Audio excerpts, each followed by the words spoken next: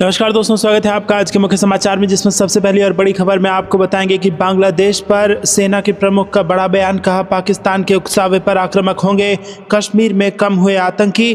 खबर में आगे जिक्र होगा कि खान सर राजनीति चमकाने में लगे हैं, बच्चों के साथ कर रहे हैं खिलवाड़। बीपीएससी विवाद पर बीजेपी ने खान सर पर लगाया आरोप। आगे आपको बताएंगे कि बिहार में बेरोजगारों के लिए खुशखबरी, चुनाव के पहले नीतीश का चला चुनावी तीर। कैसे मिलेगा 2 लाख का अनुदान, ये आपको बताएंगे। आगे जिक्र होगा कि बिहार बंगाल चुनाव से पहले एनडीए की बड़ी बैठक, पीएम मोदी ने बीजेपी के सहयोगियों को दिया जीत का मंत्र। और इसी के साथ आगे जिक्र होगा कि प्रधानमंत्री की कुर्सी, पीएम मोदी पर ट्रंप ने कर दिया बड़ा खुलासा, पूरा भारत हैरान, कांग्रेस ने सरकार से कर दी बड़ी मांग। दोस्तों, हर एक खबर की गहराई में आपको ले जाएंगे, लेकिन उससे पहले आपसे निवेदन कि वीडियो को कीजिए लाइक और चैनल को सब्सक्राइब करके बेल आइकन दबाकर कमेंट में लिखिए जय हिंद। रुक करते हैं सबसे पहली और बड़ी खबर की तरफ। सेना प्रमुख का बड़ा बयान। कहा पाकिस्तान के उकसावे पर आक्रामक होंगे, कश्मीर में कम हुए आतंकी, बांग्लादेश पर भी बोले। जी हां दोस्तों, आपको बता दें कि यहां पर सेना प्रमुख जनरल उपेंद्र द्विवेदी ने कहा कि वो बांग्लादेशी इलाकों में पाकिस्तानी सेना और आईएसआई अधिकारियों की मौजूदगी को लेकर चिंतित हैं। उन्होंने कहा कि अगर एलओसी पर हमें मजबूर किया गया तो हम आक्रामक भी हो सकते हैं। एक विशेष साक्षात्कार में जनरल द्विवेदी ने कहा कि उन्हें यह सुनिश्चित करना चाहिए कि भारत विरोधी तत्व उस धरती का इस्तेमाल भारत में आतंकवादियों को भेजने के लिए ना कर पाए। बता दें कि हाल ही में पाकिस्तानी सेना और आईएसआई अधिकारियों ने बांग्लादेश में चिकन नेक के निकट भारतीय सीमा के पास बेहद संवेदनशील इलाकों का दौरा किया था। जनरल द्विवेदी ने कहा कि हालांकि बांग्लादेश के साथ भारत के सैन्य संबंध बहुत मजबूत हैं और हम जब चाहे नोट्स का आदान प्रदान कर सकते हैं, यही हम करते आ रहे हैं। जब जनरल द्विवेदी से पूछा गया कि क्या पाकिस्तान ने अभी तक ये समझ लिया है कि कश्मीर भारतीय क्षेत्र का हिस्सा है, तो द्विवेदी ने मजाकिया अंदाज में फिल्म गाइड का उदाहरण दिया, जिसमें एक पागल आदमी कहता है कि जब तक बारिश नहीं होगी मैं खाना नहीं खाऊंगी। इसी तरह अब पाकिस्तान की सेना ने इसे स्वीकार कर लिया है, अब उनके पास इससे बाहर निकलने का कोई रास्ता नहीं है। द्विवेदी ने आगे कहा कि पाकिस्तान का एजेंडा सिर्फ कश्मीर तक सीमित नहीं है, वो सिर्फ भारत विरोधी रुख को बढ़ावा दे रहे हैं, इसीलिए वो कश्मीर टॉपिक को हर समय बढ़ा चढ़ा कर पेश करते हैं और करते रहेंगे। और इसी के साथ सेना प्रमुख ने कहा कि 2014 में भारतीय नियंत्रण रेखा यानी कि एलओसी पर पाकिस्तान के साथ अपने संवाद में दृढ़ रहा और उन्होंने समझ लिया है कि वो वाकई गंभीर हैं। दोस्तों, रुक करते हैं अगली ब्रेकिंग न्यूज़ की तरफ। खान सर राजनीति चमकाने में लगे हैं, बच्चों के साथ कर रहे हैं खिलवाड़। बीपीएससी विवाद पर बीजेपी का बड़ा आरोप। जी हां दोस्तों, बीपीएससी की 70वीं प्रारंभिक परीक्षा को रद्द करने को लेकर चल रहे विवाद में अब भाजपा प्रवक्ता नीरज कुमार ने खान सर पर आरोप लगाया है और उन्होंने कहा कि खान सर चुनाव लड़ना चाहते हैं, इसलिए अपनी राजनीति चमकाने में लगे हुए हैं। उन्होंने आरोप लगाया कि खान सर अभ्यर्थियों के भविष्य के साथ खिलवाड़ कर रहे हैं। जी हां दोस्तों, भाजपा प्रवक्ता नीरज कुमार ने कहा कि फैजल खान जी को चुनाव लड़ना है तो अपने राजनीतिक महत्वाकांक्षाओं को सिद्ध करने के लिए छात्रों के भविष्य के साथ खिलवाड़ क्यों कर रहे हैं। उन्होंने ये भी दावा किया कि खान सर और गुरु रहमान ने यूट्यूब पर बीपीएससी को लेकर बेबुनियाद आरोप लगाए हैं। नीरज कुमार ने आगे लिखा कि खान और रहमान जी यूट्यूब पर बीपीएससी पर निराधार, मनगढ़ंत और काल्पनिक आरोप लगा रहे हैं। सरकार छात्रों के साथ कोई अन्याय नहीं होने देगी, ये लोग अपनी दुकान चमकाने के लिए राजनीति कर रहे हैं।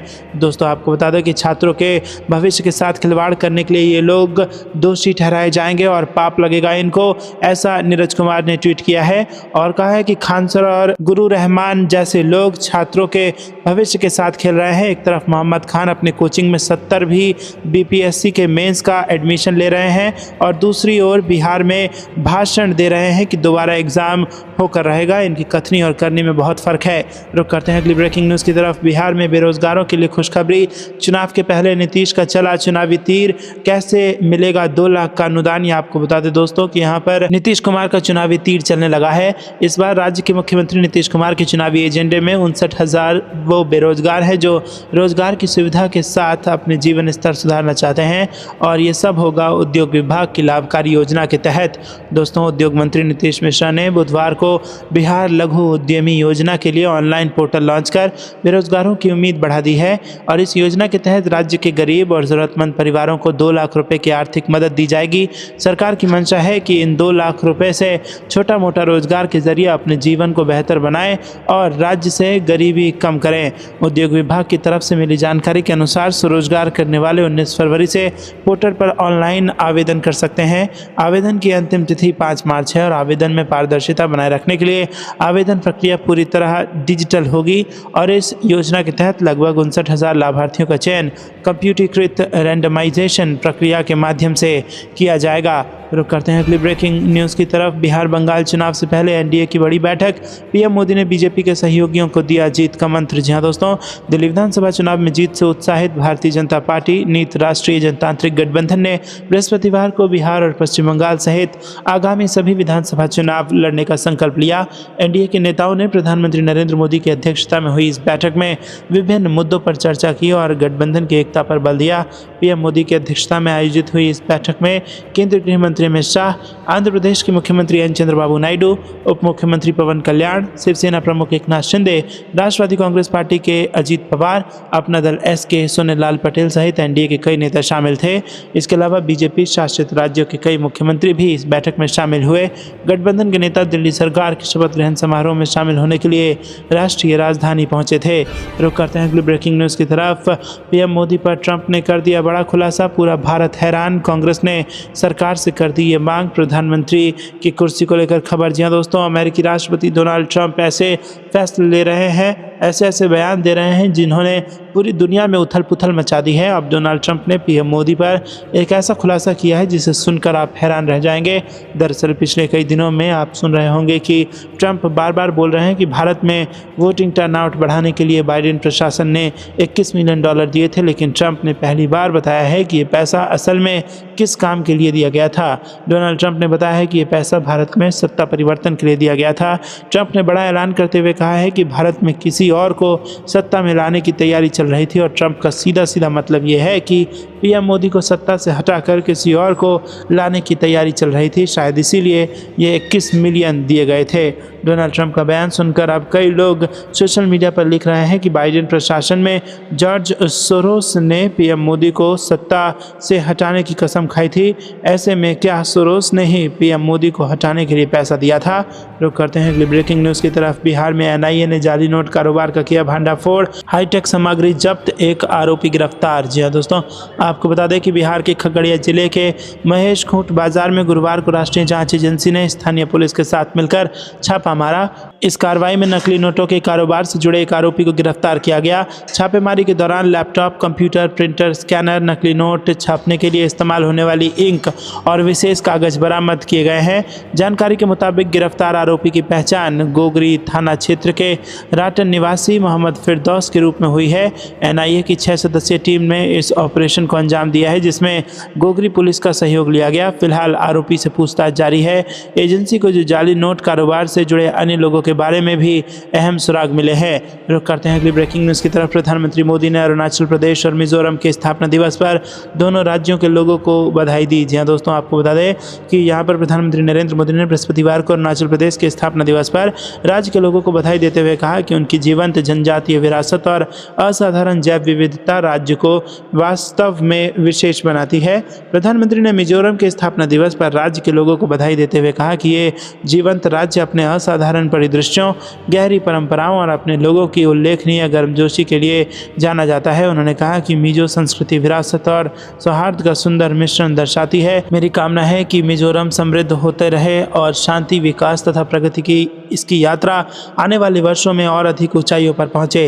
अरुणाचल प्रदेश के लोगों को शुभकामनाएं देते हुए मोदी ने कहा कि यह राज्य अपनी समृद्ध परंपराओं और प्रकृति से गहरे जुड़ाव के लिए जाना जाता है।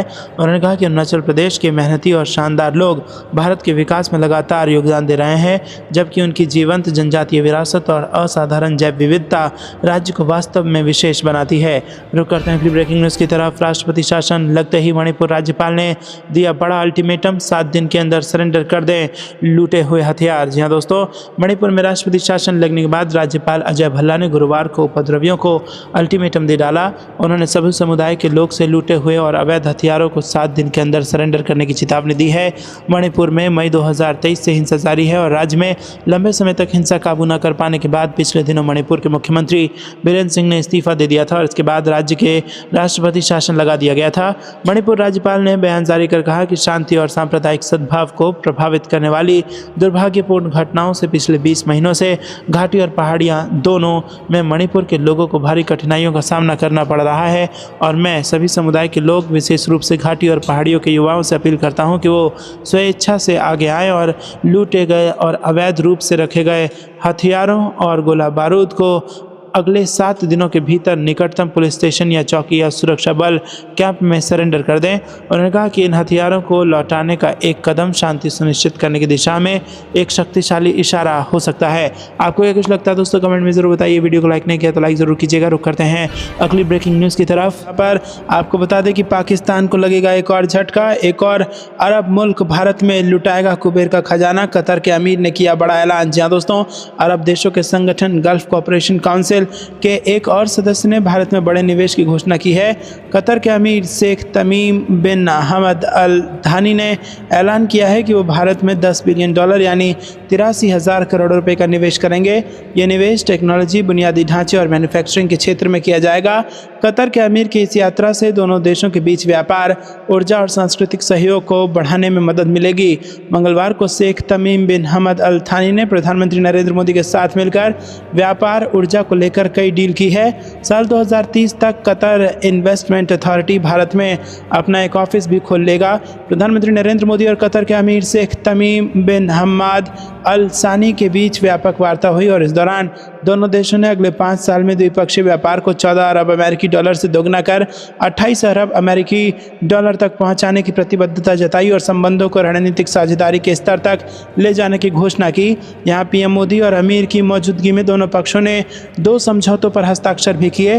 पहला समझौता रणनीतिक साझेदारी कायम करने को लेकर, जबकि दूसरा संशोधित दोहरे टैक्सेशन से बचने को लेकर है। दोस्तों रुक करते हैं अगली ब्रेकिंग न्यूज़ की तरफ। अमेरिका और चीन की लड़ाई में आसमान पर पहुंचे सोने के दाम। 10 ग्राम छोड़िए, अब 1 ग्राम खरीदना होगा मुश्किल। जी हाँ दोस्तों, हाल के दिनों की बात करें तो भारत में सोने की कीमतों में बड़ी तेजी देखने को मिली है, जिसके पीछे अमेरिका और चीन के बीच चल रहे ट्रेड वॉर को वजह माना जा रहा है।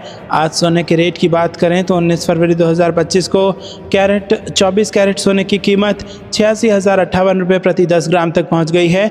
दरअसल अमेरिकी राष्ट्रपति डोनाल्ड ट्रंप ने चीन और अन्य देशों पर जमकर टैरिफ लगाए हैं। ट्रंप ने चीन पर 10% अतिरिक्त टैरिफ लगाया है, जबकि मैक्सिको और कनाडा पर भी मोटा टैरिफ लगाने की धमकी दी है।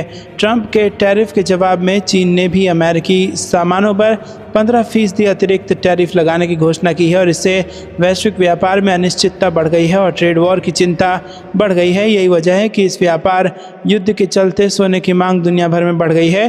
दरअसल लोग सोने को सबसे सेफ इन्वेस्टमेंट मानते हैं। जैसे ही बाजार में इस तरह की स्थिति बनती है, निवेशक अपना पैसा सोने में लगाने लगते हैं और इस वजह से सोने के रेट बढ़ने लगते हैं। यही वजह है कि भारतीय बाजार में भी सोने की कीमतें लगातार ऊंचाई पर पहुंच रही हैं।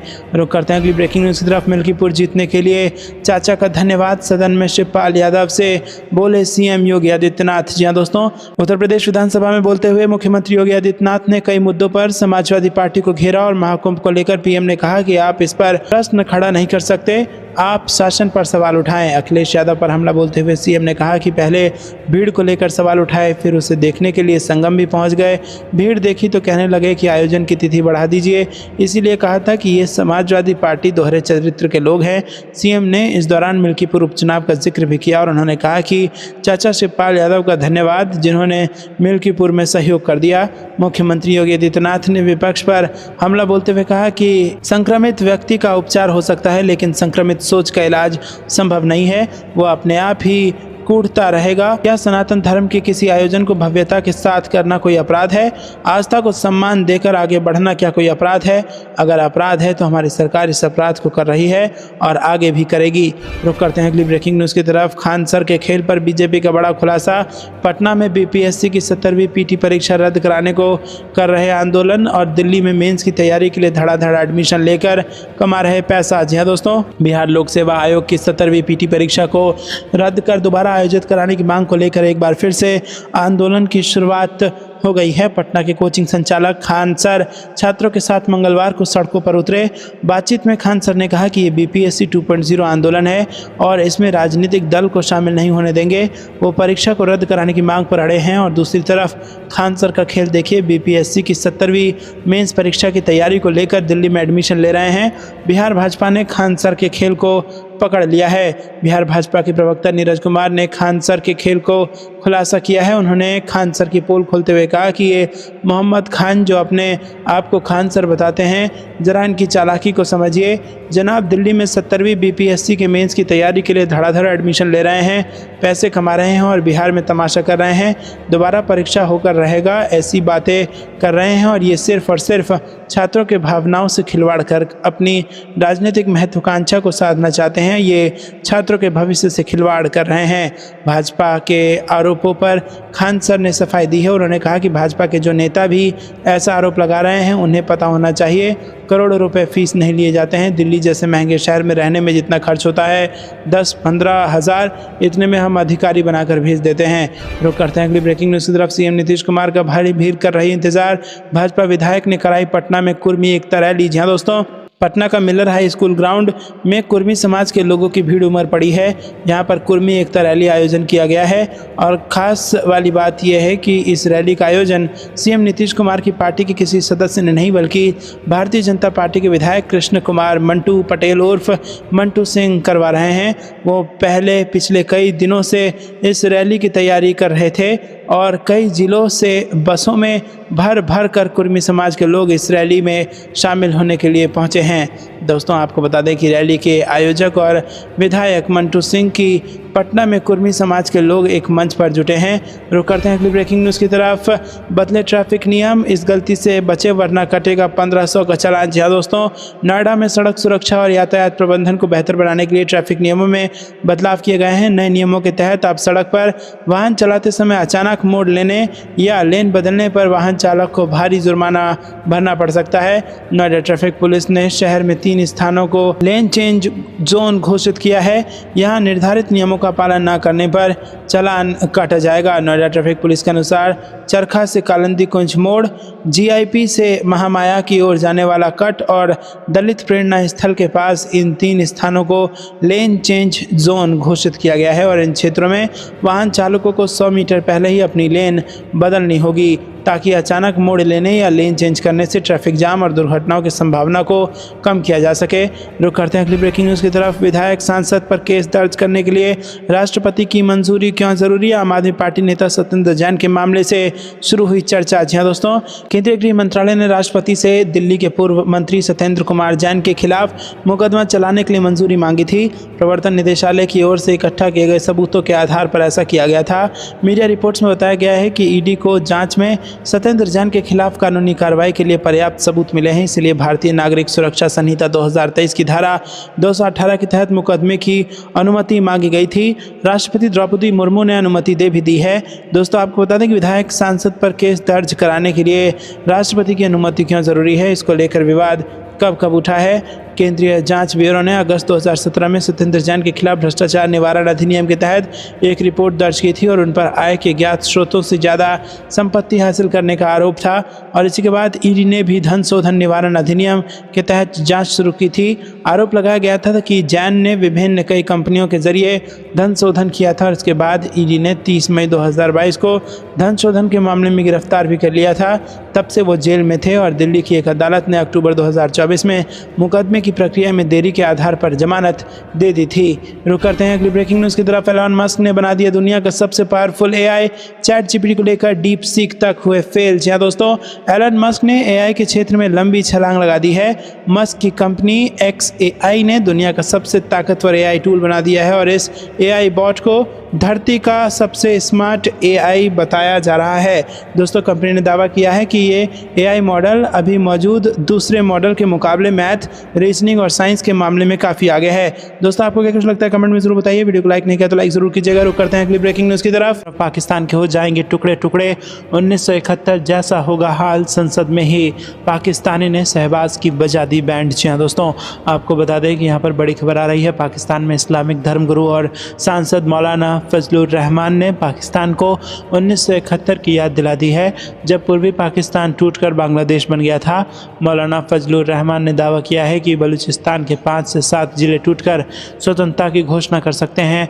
उन्होंने भारत पाकिस्तान युद्ध का जिक्र करते हुए चेतावनी दी है कि ऐसी ही स्थिति एक बार फिर बन सकती है।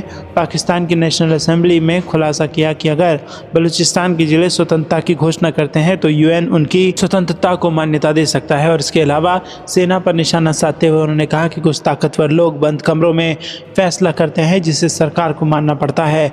रुक करते हैं अगली ब्रेकिंग न्यूज़ की तरफ। बिहार चुनाव से पहले लालू यादव जाएंगे जेल, बन रहा है अजब संयोग, क्या करेंगे तेजस्वी। आपको बता दें दोस्तों कि बिहार चुनाव से ठीक पहले आरजेडी सुप्रीमो लालू यादव को लेकर राज्य की राजनीति में तूफान आ गया है। लालू को लेकर उनके बेटे तेजस्वी यादव ने भी बड़ा बयान दिया। तेजस्वी यादव ने कहा कि एक दिन लालू यादव को भी कर्पूरी ठाकुर की तरह भारत रत्न मिलेगा। तेजस्वी यादव के इस बयान पर जेडीयू और बीजेपी ने जहां घेरना शुरू कर दिया, तो वहीं बिहार चुनाव से ठीक पहले लालू यादव पर एक बार फिर से जेल जाने का खतरा भी मंडराने लगा है।